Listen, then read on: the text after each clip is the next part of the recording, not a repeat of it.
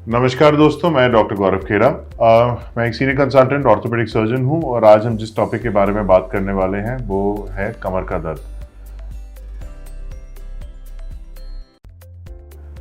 एक बहुत ही common problem है जो हम सबको कभी ना कभी अपनी लाइफ में फेस करना पड़ता है। एंड अगर मैं अपनी ओपीडी के बारे में बात करूं तो ऑलमोस्ट 50% पेशेंट्स जो हमारे ऑर्थोपेडिक ओपीडी में आते हैं वो कमर के दर्द के साथ में आते हैं। अब बिफोर मैं आपको कमर के दर्द के बारे में बताऊं, स्पाइन आपको बता देता हूं। स्पाइन हमारी 4 पार्ट में डिवाइड होती है: cervical spine, dorsal spine, lumbar spine and sacral spine. अब सर्वाइकल स्पाइन है जो आपका गर्दन का एरिया होता है जिसमें 7 हड्डियां होती हैं। डोर्सल स्पाइन जो चेस्ट अपर बैक जो होती है वो हमारा डोर्सल स्पाइन है, उसमें 12 हड्डियां होती हैं। लोअर बैक जो होती है जिसको हम आमतौर पे कमर का दर्द जब लोग कहते हैं लोअर बैक पेन के बारे में बात कर रहे होते हैं, ये लंबर स्पाइन होता है, इसमें 5 हड्डियां होती हैं। और फिर नीचे सेक्रम आता है जो कि हमारे पेल्विस के पीछे वाला पार्ट होता है, ये सारी हड्डियां फ्यूज्ड होती हैं।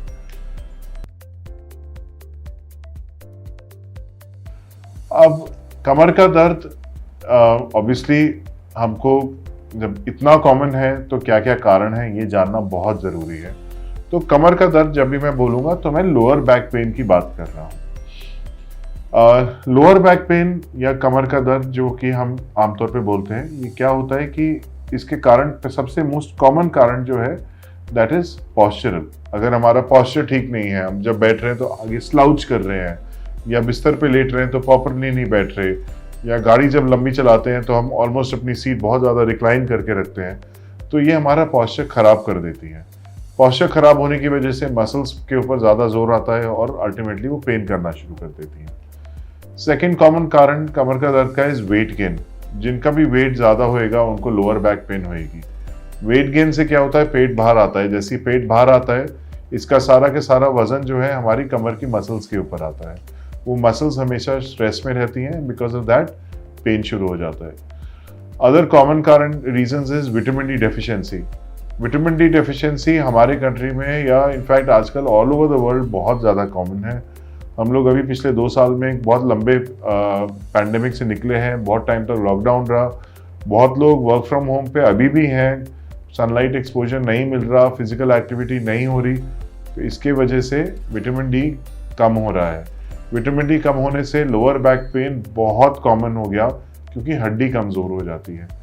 साथ ही कैल्शियम डेफिशिएंसीज होती हैं, कैल्शियम डेफिशिएंसी की वजह से भी हड्डी में कमजोरी आ जाती है। फिर other causes of low back pain और कमर का दर्द इज ऑस्टियोपीनिया या ऑस्टियोपोरोसिस।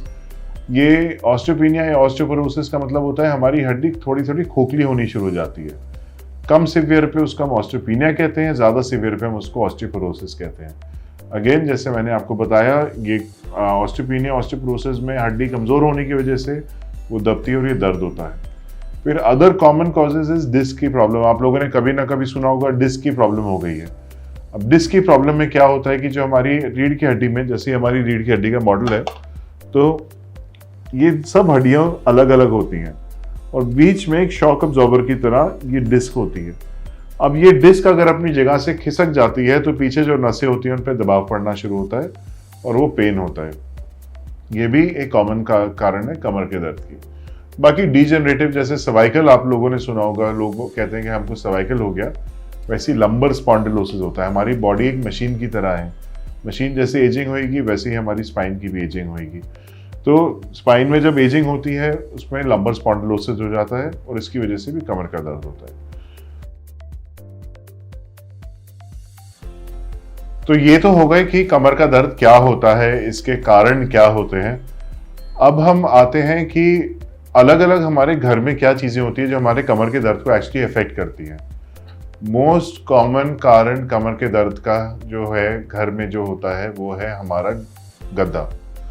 हम सबको आदत होती है कि हम बिल्कुल सॉफ्ट बेड यूज़ करते हैं, लेटते ही वो पूरा गद्दा अंदर घुस जाना चाहिए। That is actually the worst thing जो कि आप अपने स्पाइन के लिए कर सकते हो। ज़्यादा सॉफ्ट गद्दे यूज़ करना ठीक नहीं रहता। आइडियली जो गद्दे हमको यूज़ करने चाहिए वो फर्म होते हैं, वो हमारे स्पाइन को एक अच्छा सपोर्ट देते हैं और बहुत हार्ड भी नहीं होते, तो उसमें वो हल्का सा शेप भी ले लेता है स्पाइन का और पूरा अंदर घुसता भी नहीं है। तो आप लोग जब भी अपने घर में बेडिंग चेंज करें तो इस चीज़ का आपको ध्यान रखना चाहिए। एक अच्छी क्वालिटी का बेडिंग लीजिए, तो काफ़ी लंबे टाइम तक भी चलेगा और आपको पेन भी नहीं होगा।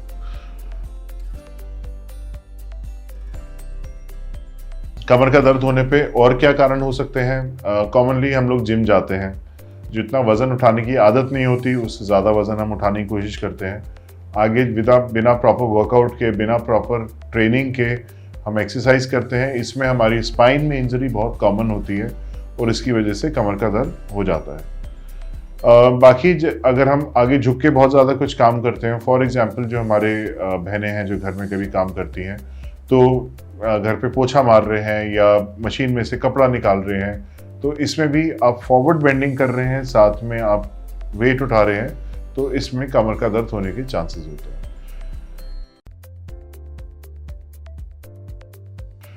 अब कमर का दर्द अगर हो गया तो क्या करना चाहिए? कमर का दर्द अगर है तो ऑफ कोर्स कुछ सिंपल चीज़ें होती हैं। आप रेस्ट करिए, ज़्यादा वजन मत उठाइए, आप अपने पोस्चर का ख्याल रखिए, गर्म पानी और नमक की सिकाई करिए, गर्म पानी में नमक डाल के तौलिया गीला करके उसको कमर पे रखिए।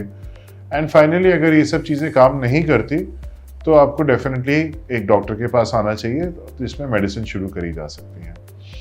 क्रॉनिक जो पेन्स होते हैं, जो क्रॉनिक का मतलब ये होता है कई टाइम से चला आ रहा है, महीनों से या सालों से कमर का दर्द चला आ रहा है, तो उसमें एक्सरसाइज का बड़ा इंपॉर्टेंट रोल होता है। आपकी स्पाइन की मसल्स जितनी स्ट्रांग होंगी, आपका कमर के दर्द होने के चांसेस उतने कम होंगे। तो इन एक्सरसाइजेस को हम कहते हैं स्पाइनल एक्सटेंशन एक्सरसाइजेस, जिसमें हम कमर को एक्सटेंड करते हैं, साथ ही उनकी स्ट्रेंथनिंग करते हैं। ये एक्सरसाइजेस हमको डेली करनी चाहिए। फॉर एग्जांपल योगा में हल आसन होता है, जिसमें आप लेट के कमर को आगे से ऊपर उठाते हैं, that is a very good exercise. आप लेट के उल्टा लेट के पैर को ऊपर उठाइए, that is again a very good exercise. So these exercises should be done daily.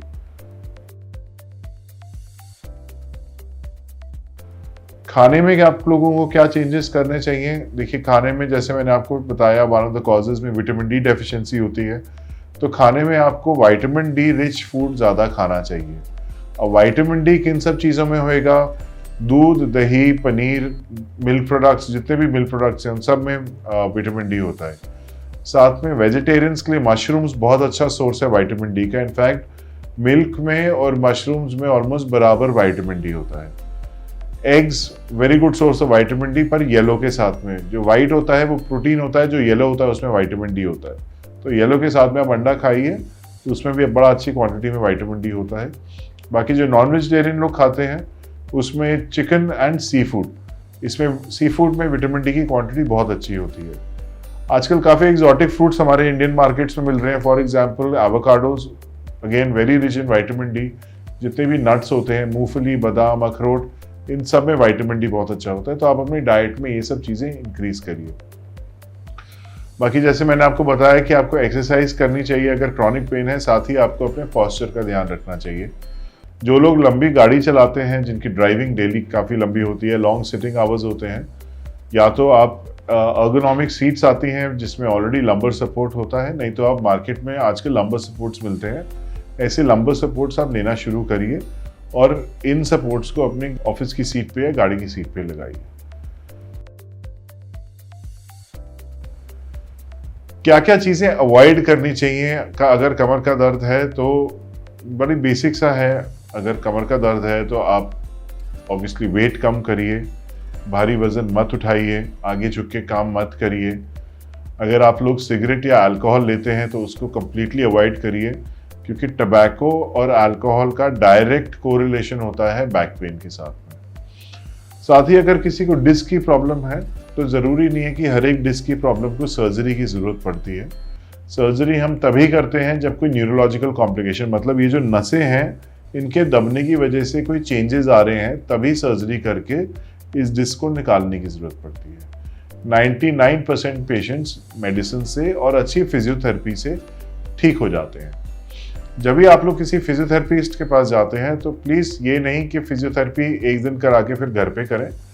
आप लोग रेगुलरली फिजियोथेरेपी के पास जाइए, फिजियोथेरेपी से करीबन हफ्ता भर आप फिजियोथेरेपी कराइए and then learn those exercises, और वो डेली आप अपने रूटीन में फॉलो करेंगे।